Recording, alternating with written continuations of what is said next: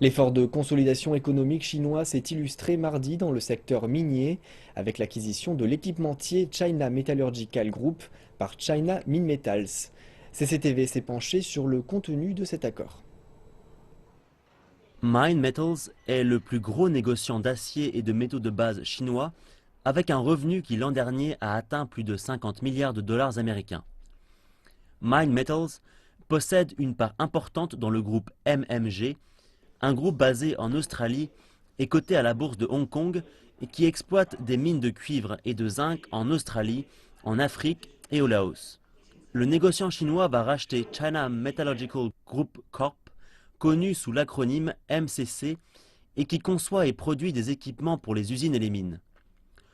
En 2014, le revenu de MCC était de plus de 33 milliards de dollars américains.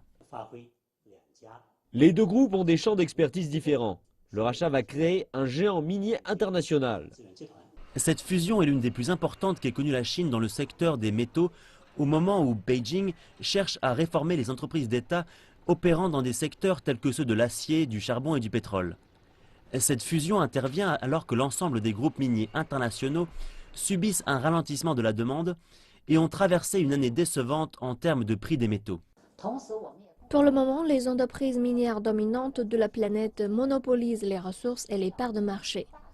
Dans le même temps, étant donné les progrès continus de son urbanisation, la Chine a des besoins extrêmement importants en termes de matières premières. La fusion va permettre d'augmenter notre pouvoir sur le marché. Les entreprises d'État chinoises sont dominées par 100 conglomérats appartenant au gouvernement central, eux-mêmes supervisés par la Commission de supervision et d'administration des actifs, la SASAC. D'après un rapport des médias, on prévoit que les mesures de réorganisation réduiront le nombre des conglomérats à environ 40. La SASAC a annoncé la fusion des deux groupes chinois, mais n'a pas donné de détails supplémentaires sur la transaction.